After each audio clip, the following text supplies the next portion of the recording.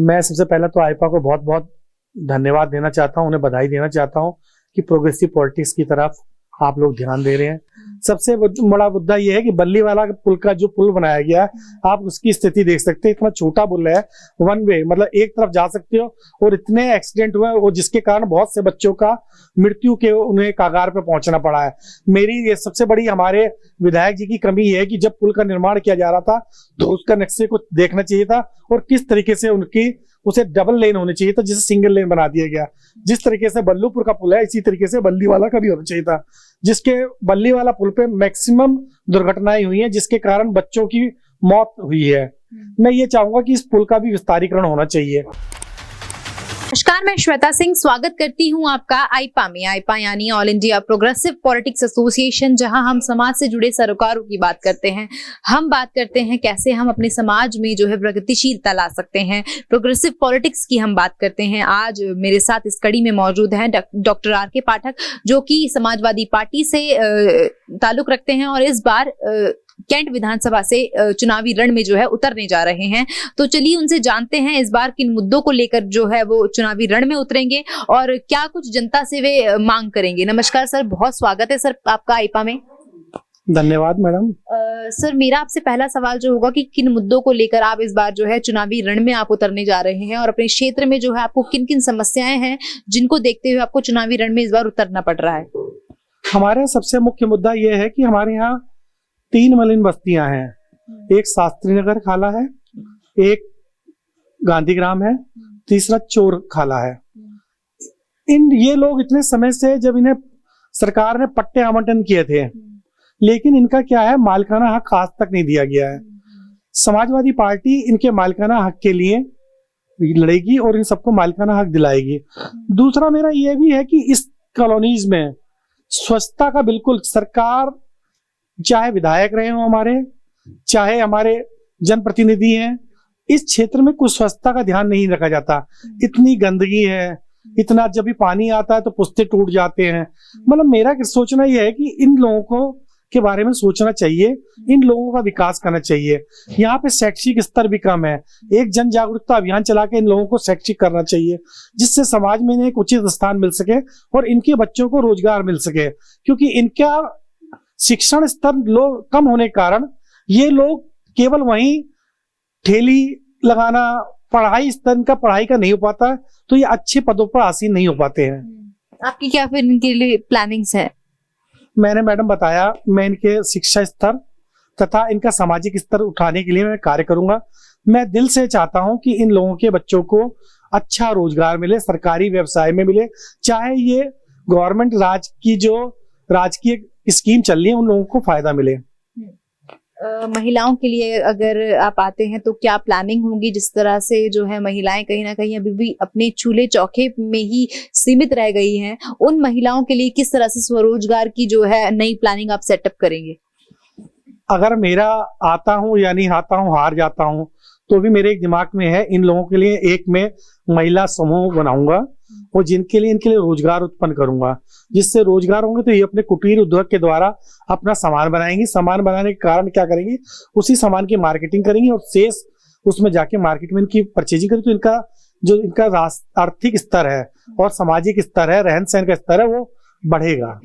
लगातार जो है कहा जाता है कि विधायक के द्वारा जो है विकास किया गया है, लगातार ये जो है क्लेम किया जाता है। आपको क्या लगता है कि कैंट विधानसभा में जो है विकास जितना हुआ है उससे आप कितने संतुष्ट हैं, और आप जो मानते हैं कि कौन कौन सी जो समस्याएं हैं अभी भी लगातार कैंट विधानसभा में बनी हुई है?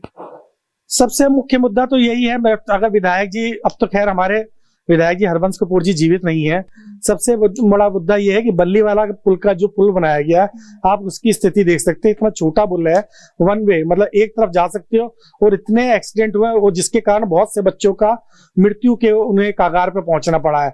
मेरी ये सबसे बड़ी हमारे विधायक जी की कमी है कि जब पुल का निर्माण किया जा रहा था तो उसका नक्शे को देखना चाहिए था और किस तरीके से उसे डबल लेन होनी चाहिए था, जिसे सिंगल लेन बना दिया गया। जिस तरीके से बल्लूपुर का पुल है, इसी तरीके से बल्लीवाला का भी होना चाहिए था, जिसके बल्लीवाला पुल पे मैक्सिमम दुर्घटनाएं हुई हैं, जिसके कारण बच्चों की मौत हुई है। मैं ये चाहूंगा कि इस पुल का भी विस्तारीकरण होना चाहिए।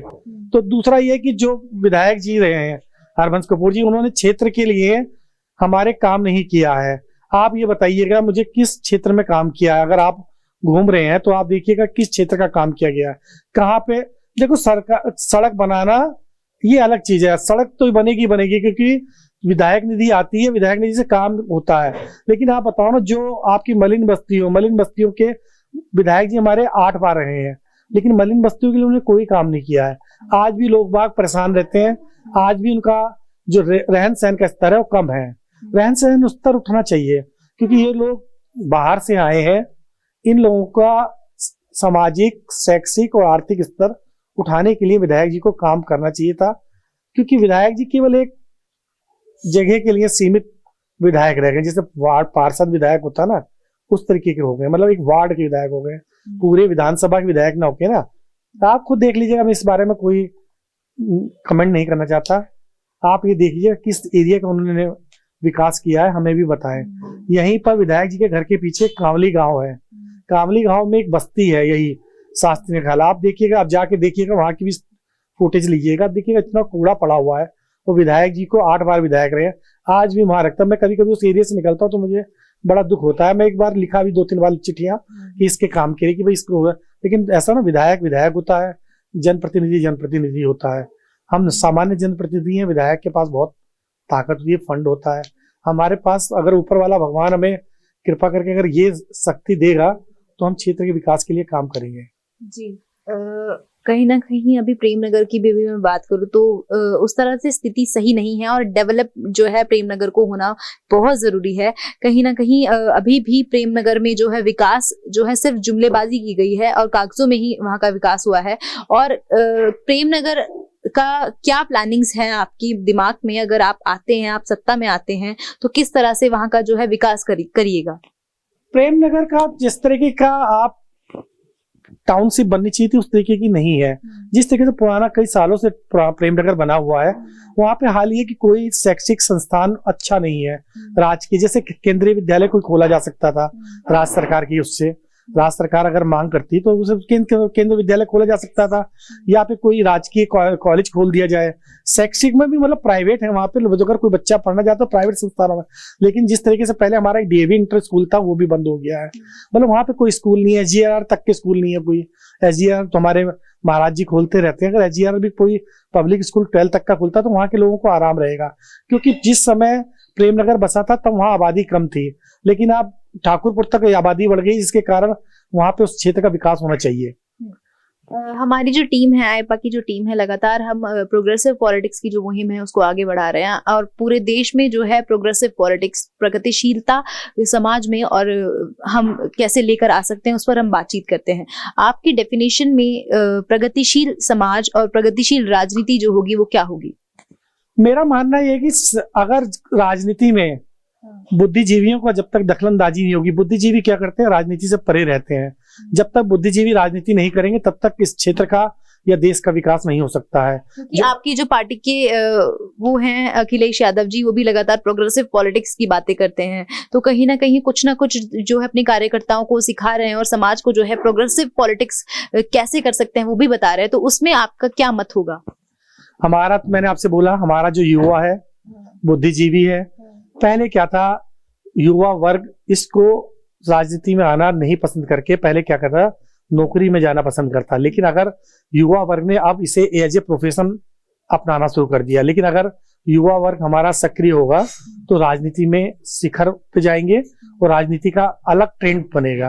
राजनीति में जैसे आप देखो ना, फॉरेन कंट्रीज में क्या है, इस तरीके का नहीं होता है। आप देखो धन बल की आजकल राजनीति हो गई, मेरे पास ना धन है ना बल है ना कुछ है।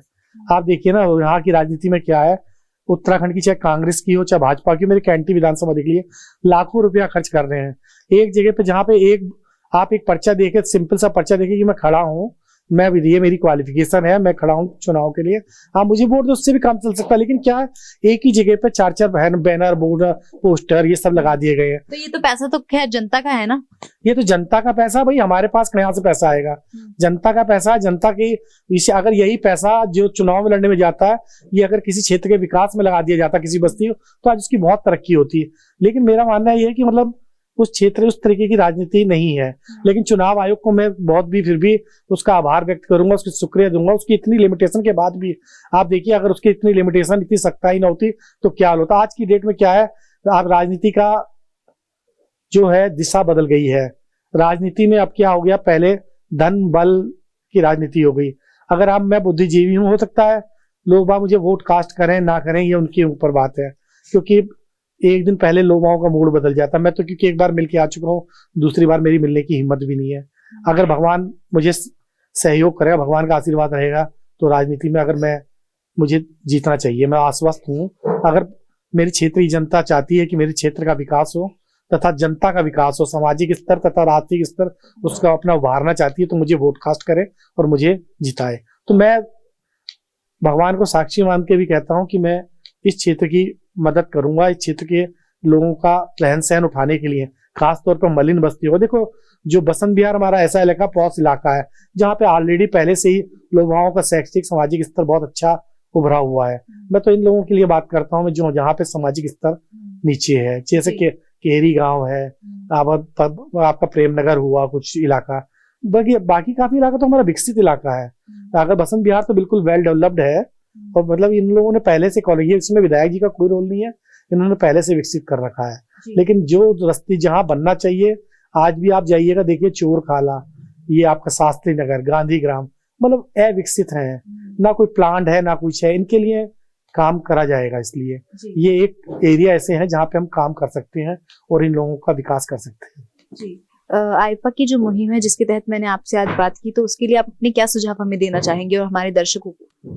मैं सबसे पहले तो आईपा को बहुत बहुत धन्यवाद देना चाहता हूँ, उन्हें बधाई देना चाहता हूँ कि प्रोग्रेसिव पॉलिटिक्स की तरफ आप लोग ध्यान दे रहे हैं।